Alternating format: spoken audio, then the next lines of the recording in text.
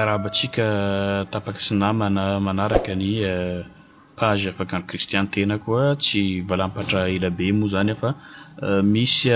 fampatsiahivana kely izay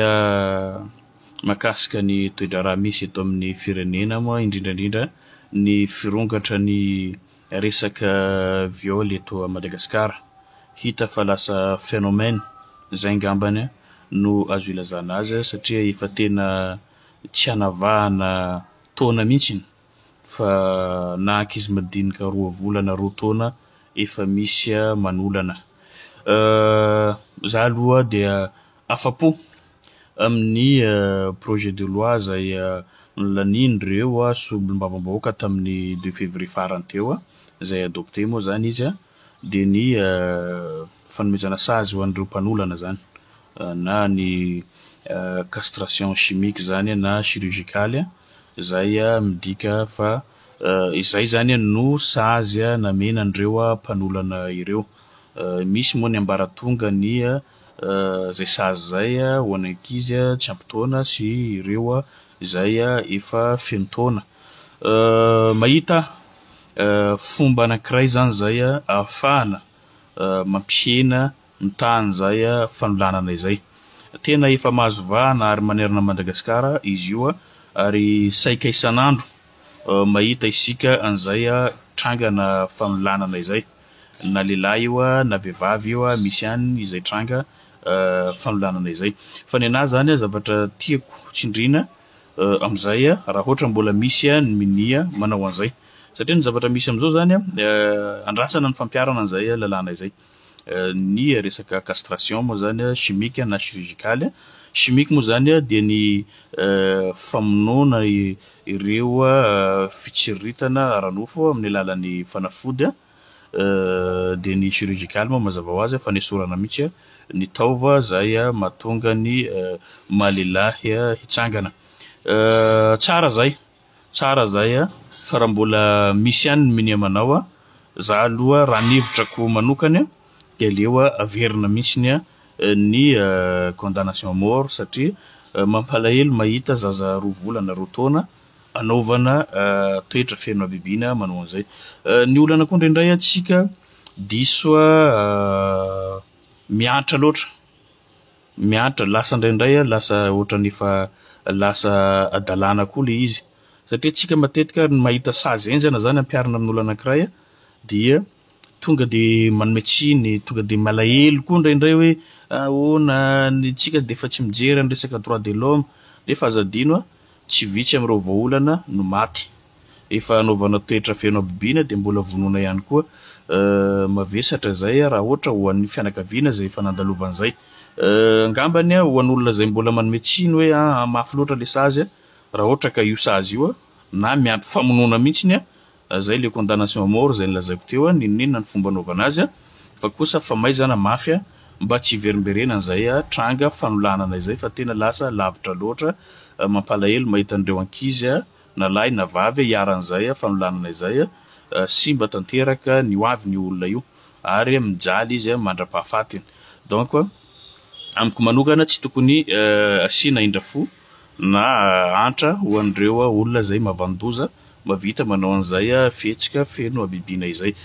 Zay moa zany zavatra pozitif dia tsy maintsy ataontsika zany ny ankasitrahana indrindrandrindra ny fitsarana ampiarana an'izay faran'izay malaky mba ahafahana mampiena na mamoana indrindrandrindra an'ity resaka fanolanan-jaza ty na fanolanana ty eto Madagasikara fa tena mahamenatra saika atao kilalao. Tsy fantako inona ny antony fa tena tatoato zay dia tena nahazo vahana. Zay moa zany mahakasika an'iny fa ny faharoa moa zany ho anareo solombavam-bahoaka manipy ihany koa ny tenanay dia mba tokony jerena manokana koa zany mahakasika n'ity resaka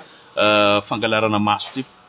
Ty fangalarana maso ty zany raha jerena avy aty amin'ny faritra ina moa ty faritra Melaka Menabe Antsimo Andrefana Androy dia hitanao fa tena mahazo vahana dia mahazo vahana zany io resaka alatra vongamaso.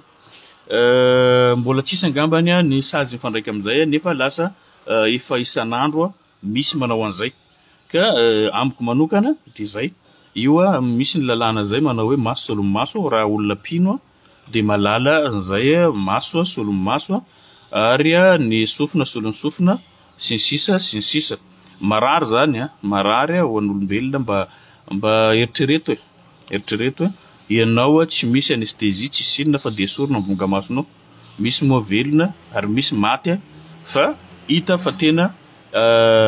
abibina tanteraka angambany no azo ilazana ho an'izay olona mpanao an'izay ka tokony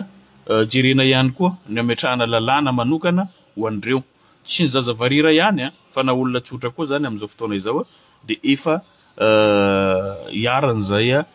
fangalana fakana maso izay ka eto zany zao de manipy any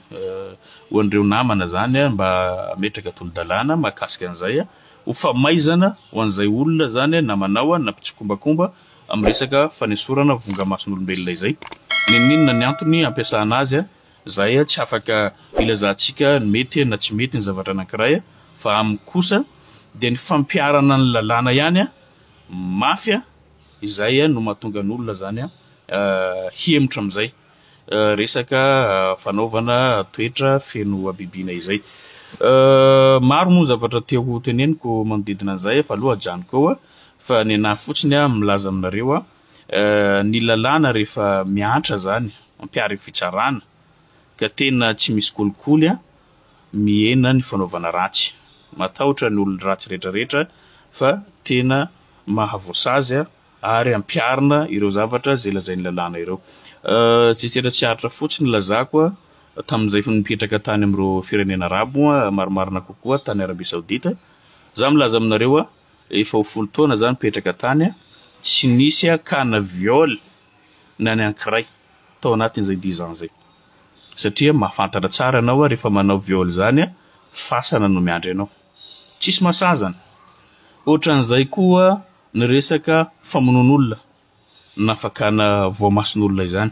fanaraka amin'izany sazy fanaraka amin'izany de fasana